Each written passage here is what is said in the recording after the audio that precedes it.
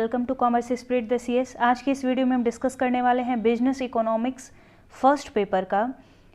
ये second part है। इसके कुछ क्वेश्चंस को डिस्कस करने वाले हैं। इसके पहले 20 एमसीक्यूज आपके हो चुके हैं। आज हम लोग क्वेश्चन नंबर 21 से स्टार्ट करेंगे। अगर फर्स्ट पार्ट नहीं देखा होगा तो देख लीजिएगा। पहले आपका क्वेश्चन है, the demand curve is always, मांग वक्र हमेशा कैसा रहता है? तो उसका जो ढाल होता है वो नीचे की तरफ रहता है, डाउनवर्ड स्लोपिंग होता है। डिमांड कर्व इस तरीके से बनता है आपका। नेक्स्ट है question number 22, goods for which demand goes down when income goes up are called. कौन सी ऐसी वस्तु है जो आय बढ़ने पर उसकी मांग कम हो जाती है? सार्वजनिक वस्तुएं, घटिया वस्तुएं, सामान्य वस्तुएं और निजी वस्तुएं। तो आप नाम देख करके लग रहा होगा घटिया वस्तुएं। जैसे अगर आपकी आय 500 रुपये है तो आप थोड़े से निम्न कोटि की वस्तुओं को भी प्रयोग कर सकते हैं, लेकिन जब आय बढ़ने लगती है तो हम लोग इसकी मांग को कम कर देते हैं और सुपीरियर क्वालिटी के जो गुड्स होते हैं उनकी तरफ अग्रसर हो जाते हैं।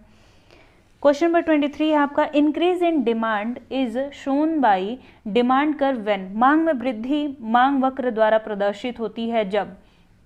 तो यहाँ पर मांग में वृद्धि की बात की है, यानी कि मांग एक बार यहाँ पर था आपका डिमांड कर्व, ये आगे की तरफ बढ़ गया है। तो आगे की तरफ बढ़ने का मतलब क्या है कि वो राइटवर्ड शिफ्ट हो चुका है। शिफ्ट और मूवमेंट दोनों याद रखिएगा। जो मांग में वृद्धि होती है, कमी होती है, वो उसको हम लोग बोलते हैं कि उसको आगे की तरफ खिसकना या पीछे की तरफ खिसकना।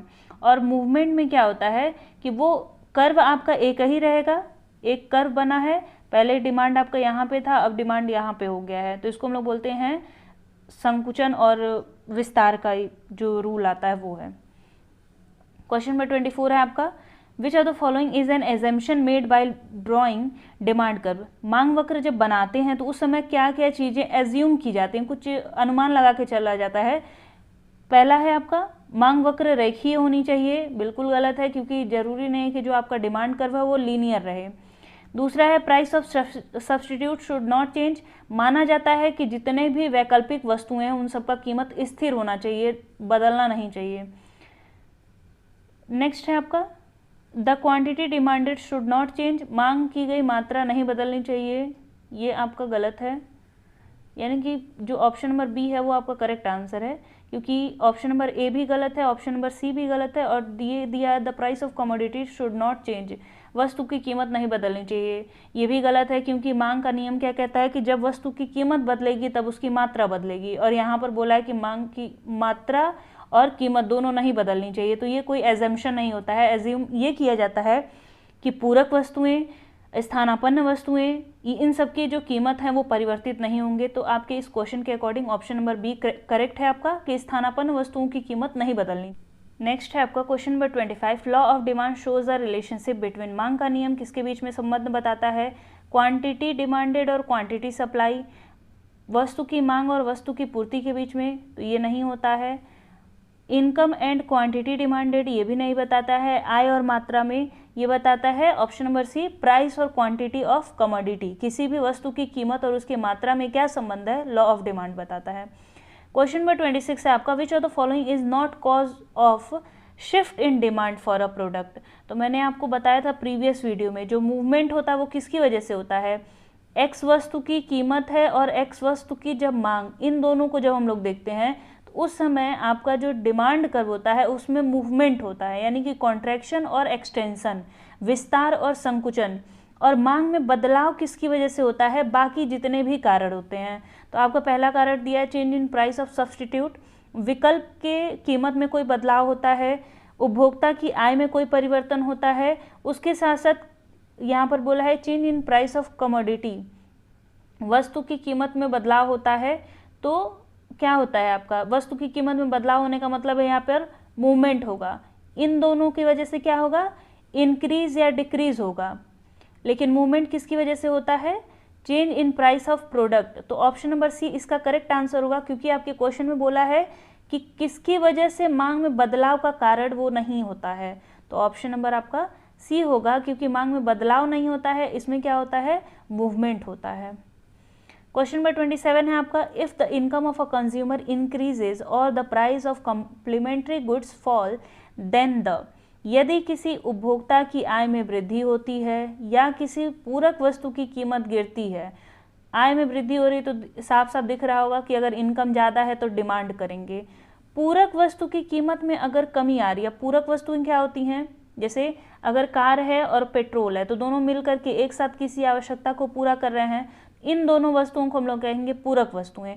तो अगर किसी एक वस्तु की कीमत में कमी आ रही है तो उसकी मांग बढ़ेगी, अगर इसकी मांग बढ़ेगी तो दूसरे वाले की भी मांग बढ़ेगी, यानी कि क्या होगा, आपका जो प्रोडक्ट का डिमांड है वो शिफ्ट कर जाएगा, उत्पाद के लिए मांग वक्र दाईं ओर खिसक जाएगी। ऑप्शन नंबर ए।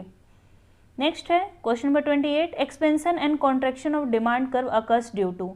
मांग वक्र का विस्तार और संकुचन किसके कारण होता है? तो आई थिंक इसका आंसर आपको तुरंत पता चल गया होगा, change in price of commodity.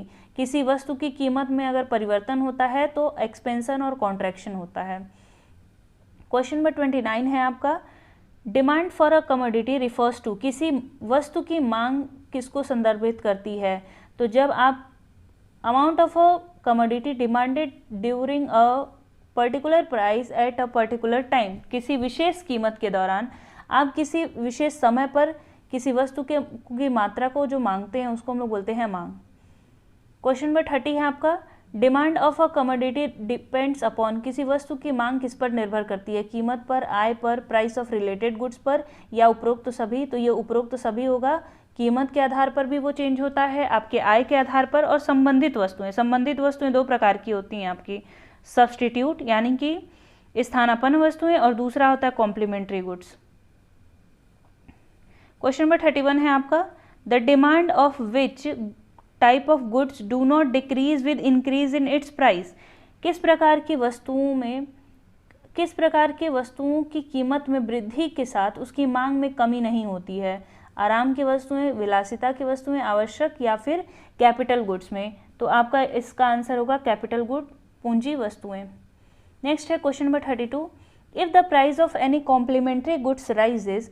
यदि किसी पूरक वस्तु की कीमत बढ़ जाती है, पूरक वस्तु मतलब बताया है कि कार और पेट्रोल दोनों मिलकर के एक साथ किसी आवश्यकता को पूरा कर रहे हैं, तो बोला है कि अगर पेट्रोल की कीमत बढ़ जाएगी तो दूसरा क्या प्रभाव पड़ेगा, कार की जो मांग होगी उसमें कमी आ जाएगी, यानी कि जो डिमांड कर्व होगा शिफ्ट टू लेफ्ट हो जाएगा।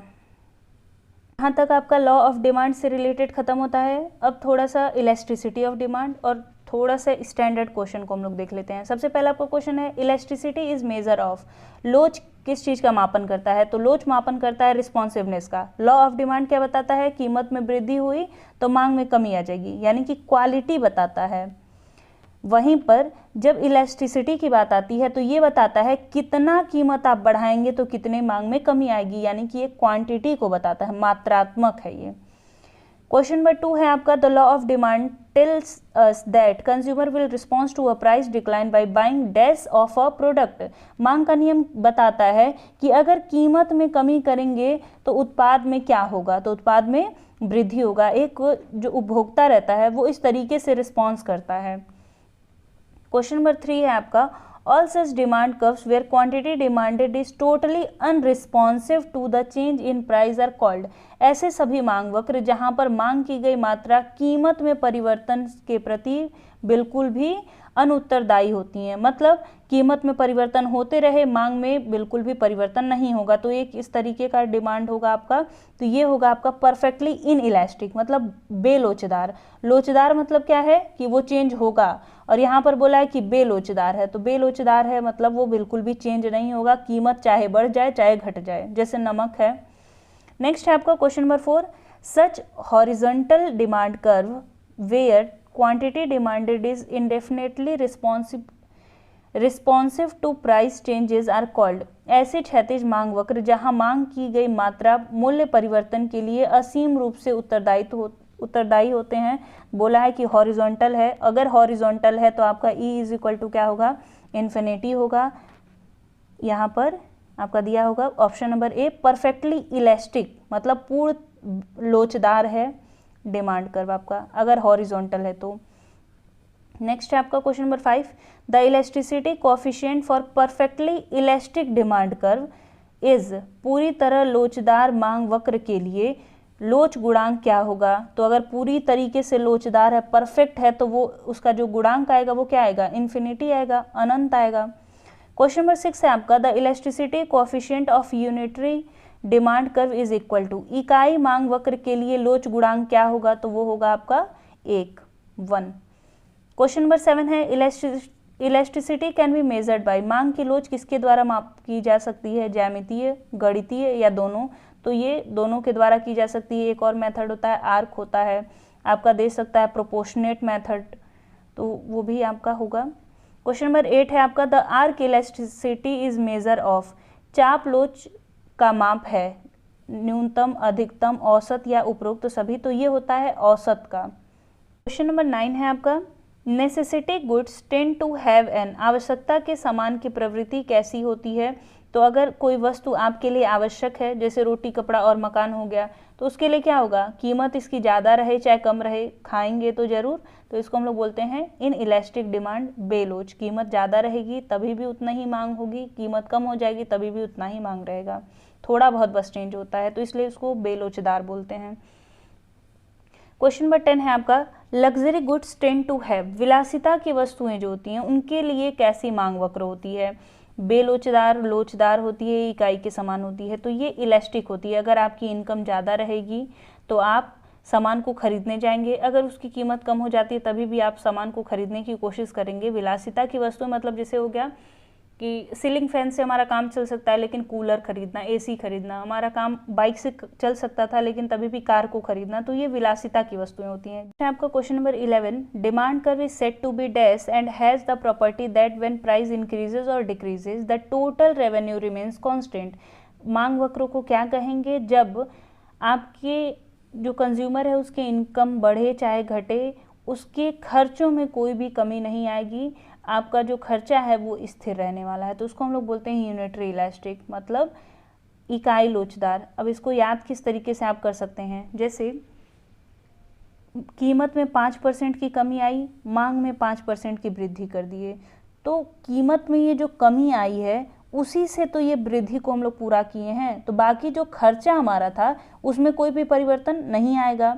वहीं पर अगर हमारे कीमत में कमी होने की वजह से मांग बढ़ाते, और मांग बढ़ाने के साथ साथ क्या होता है, हमारा खर्चा भी बढ़ जाता है, यानी कि ज़्यादा हम लोग खरीदने जा रहे हैं ना, तो उसको हम लोग बोलते हैं इलास्टिक। अगर वहीं पर कीमत में कमी आती चाहे कीमत में वृद्धि होती और हमारा जो खर्चा है वो हम कम कर देते, तो उसको हम लोग बोलते हैं इन इलास्टिक।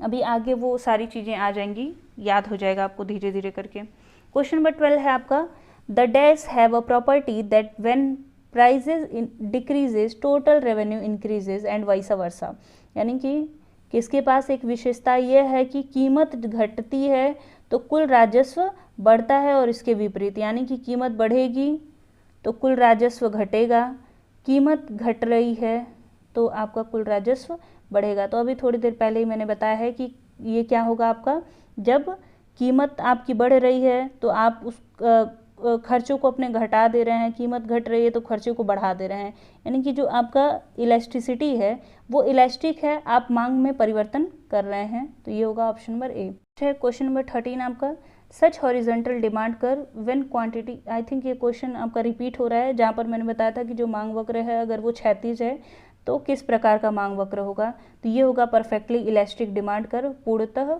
लोचदार मांग वक्र। नेक्स्ट है आपका, if demand curve is vertical, अगर मांग की लोच आपकी लंबवत है तो इस समय पे कीमत लोच किस प्रकार की रहेगी, तो कीमत लोच 0 रहेगी, कीमत में वृद्धि करते रहिए, कमी करते रहिए, मांग में बिल्कुल भी परिवर्तन नहीं होने वाला है, तो इस समय पे E इज इक्वल टू 0 होता है।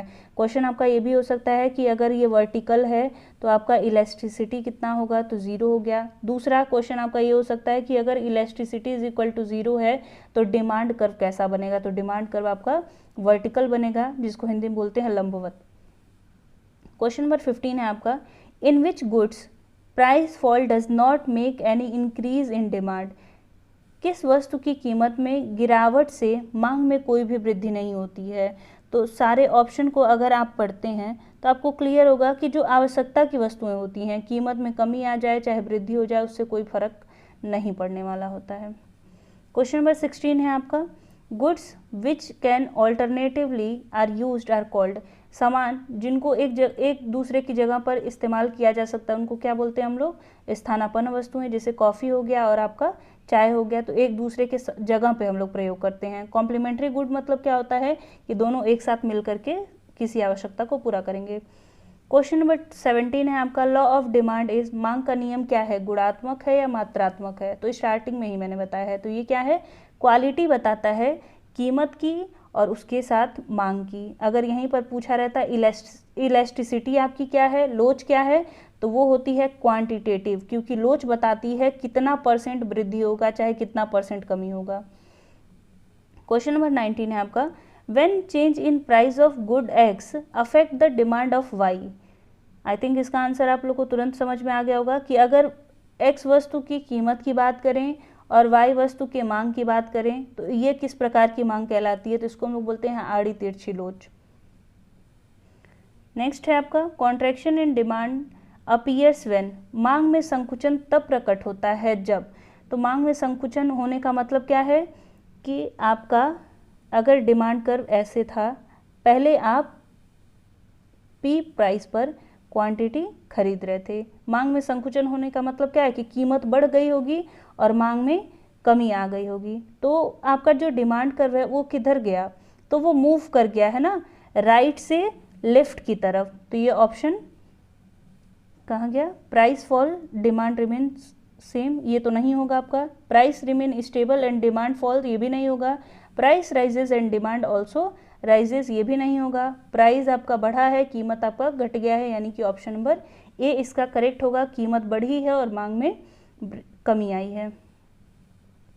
क्वेश्चन नंबर 21 है आपका, for Giffen good price elasticity of demand is. Giffen good मतलब होता है निकृष्ट वस्तुएं, मतलब ऐसी वस्तुएं जिनका प्रयोग जनरली हम लोग नहीं करते हैं, जैसे मोटा चावल हो गया, खादी वस्त्र हो गए। तो बोला है कि उसकी कीमत की लोच कैसी होती है, तो पॉजिटिव होती है। अगर कीमत बढ़ेगी तो मांग बढ़ जाएगी, क्योंकि ज़्यादातर क्या होता है जिनके पास इनकम नहीं होती है वही ये लोग खरीदते हैं, ऐसा माना जाता है। नेक्स्ट है question number 22, with which method elasticity of demand is measured. मांग की लोच किस विधि से मापी जा सकती है, total expenditure method, percentage method, point method, all of the above. इसके पहले भी क्वेश्चन था जिसमें हम लोगों ने 3 ऑप्शन और देखे थे, तो वो 3 और ये 3, टोटल 6 आपको याद होना चाहिए, 6 मेथड है। क्वेश्चन नंबर 23 है आपका, हु प्रोपाउंडेड द परसेंटेज और प्रोपोर्शनेट मेथड। प्रतिशत या अनुपातिक विधि का प्रतिपादन किसने किया था, तो ये किए थे मार्शल। क्वेश्चन नंबर 24 है आपका, which of the following factor affects the elasticity of demand. निम्नलिखित में से कौन सा कारक मांग की लोच को प्रभावित करता है, वस्तु की प्रकृति, मूल्य स्तर या आय स्तर। तो सभी के सभी प्रभावित करते हैं। क्वेश्चन नंबर 25 है आपका, price elasticity of demand means, मांग की कीमत लोच से क्या आशय है। तो कीमत की बात हो रही है, प्राइस की और डिमांड की बात हो रही है। तो यहाँ पर change in demand due to change in price, option number A, कीमत में बदलाव के कारण मांग में जो परिवर्तन होते हैं उसको बोलते हैं। क्वेश्चन नंबर 26 है आपका, the elasticity of demand at mid point of a straight line demand curve. एक सीधी रेखा की मांग वक्र के मध्य बिंदु पर मांग की लोच कैसी होगी। तो जैसे जब आर्क इलास्टिसिटी निकालते हैं तो ये फॉर्मूला आपका रहता है कि जो लोअर पॉइंट रहेगा, यानी कि लोअर एरिया और अपर एरिया, इन दोनों के बीच में डिवाइड किया जाता है। तो यहाँ पर आपका पूछा है कि वो जो सीधी रेखा पर मांग की लोच किस प्रकार की रहेगी, तो इसका आंसर होगा विल बी यूनिटी, यानी कि इकाई के बराबर होगी। और यहाँ पर एक चीज़ ध्यान देने वाला है कि मध्य बिंदु में पूछा है, यानी कि डिमांड कर्व अगर आपकी इस प्रकार है तो बीच में क्या होगा, तो लोअर एरिया और अपर एरिया एक दूसरे के बराबर हैं, तो जाहिर सी बात है वो किसके बराबर आएगा, 1 के बराबर हो जाएगा। क्वेश्चन नंबर 27 है आपका, कंज्यूमर इज इन इक्विलिब्रियम। उपभोक्ता कब संतुलन में रहता है, तो अगर उसको मार्जिनल यूटिलिटी किसी वस्तु से मिल रही है और जितना वो कीमत दे रहा है वो दोनों एक दूसरे के बराबर हैं, तो वो संतुलन की स्थिति में रहता है। क्वेश्चन नंबर 28 है आपका, if price of good X falls leading to increase in demand of goods Y, then both the goods are.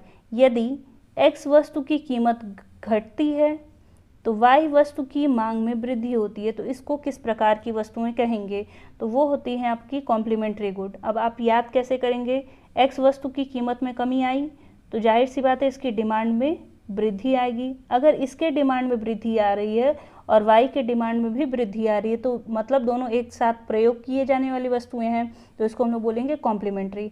अगर क्वेश्चन आपका ऐसे ही रहता कि एक्स वस्तु की कीमत बढ़ी है और वाई वस्तु की मांग भी बढ़ गई है, मतलब एक दूसरे की ये प्रतिस्पर्धा करते हैं, तो अगर इसकी कीमत बढ़ गई तो वस्तु दूसरी खरीदने लगता है उपभोक्ता।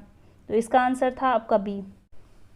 क्वेश्चन नंबर 29 है आपका, according to total outlay method the demand of a good is inelastic when. कुल परिव्यय पद्धति के अनुसार किसी वस्तु की मांग बेलोचदार होती है जब। तो पहले तो आप समझ लीजिए टोटल आउटले मेथड क्या कहता है। कहता है कि आप खर्चों को कंपैरिजन करिए, उसके बाद बताइए कि वो इलास्टिसिटी उनकी कैसी है। सपोज करिए यहाँ पर बोला है कि वो इन इलास्टिक कब कही जाएगी। इन इलास्टिक होने का मतलब क्या है, कीमत बढ़ाइए चाहे घटाइए, मांग में कोई परिवर्तन नहीं होने वाला है। अगर कीमत बढ़ गई, मांग में तो कोई परिवर्तन हम लोग नहीं करने वाले हैं, खर्चों पर क्या प्रभाव पड़ेगा, खर्चे हमारे बढ़ जाएंगे, जाहिर सी बात है। दूसरी तरफ अगर कीमत हमारी कम हो गई तो क्या होगा, खर्चे जितने भी रहेंगे वो सारे के सारे कम हो जाएंगे। तो इस तरीके से आप ऑप्शन को पढ़िए। पहला है when price fall with increase in amount spend, खर्च की गई राशि की वृद्धि के साथ कीमत गिर जाएगी। जब कीमत कम होती है तो खर्चे हमारे बढ़ जाते हैं, गलत है ये। दूसरा ऑप्शन है आपका when price of good decreases money spend decreases, जब वस्तु की कीमत घटती है तो खर्चे भी घट जाते हैं। ऑप्शन नंबर बी करेक्ट लग रहा होगा। अगर समझ में आ रहा होगा तो समझ में आ रहा होगा कि क्या चल रहा है। खर्चों के साथ हम कंपैरिजन कर रहे हैं, कीमत और मांग के साथ नहीं। दो चीज़ें आपको ध्यान में रखनी है, एक तो खर्चा, दूसरा ध्यान रखना है कि बोला क्या है, बोला है कि इन इलास्टिक है, मतलब कीमत बढ़े चाहे घटे हमको कोई फ़र्क नहीं पड़ने वाला है। खर्चे के साथ हम लोग कंपैरिजन करेंगे, तो ऑप्शन नंबर आपका बी करेक्ट आएगा। लास्ट क्वेश्चन है आज के वीडियो का, if the price of substitute good increases then the demand curve shift to the, यदि स्थानापन्न वस्तुओं की कीमत बढ़ जाती है तो मांग में क्या प्रभाव पड़ेगा। तो अगर स्थानापन्न वस्तुएं हैं, एक्स वस्तु की कीमत बढ़ी तो वाई वस्तु की कीमत क्या हो जाएगी, बढ़ जाएगी। और हमको पता है कि मांग वक्र बढ़ने का मतलब क्या है कि वो राइट की तरफ शिफ्ट हो जाएगी। Option number A. I hope आपको सारे क्वेश्चन समझ में आए हों। अगर किसी क्वेश्चन में डाउट होगा तो पूछ लीजिएगा। मिलते हैं नेक्स्ट वीडियो में। नेक्स्ट वीडियो में प्रोडक्शन फंक्शन से रिलेटेड कुछ क्वेश्चंस होंगे और बाकी जो भी आपका टॉपिक है टॉपिक वाइज डिस्कशन हो जाएगा। धन्यवाद।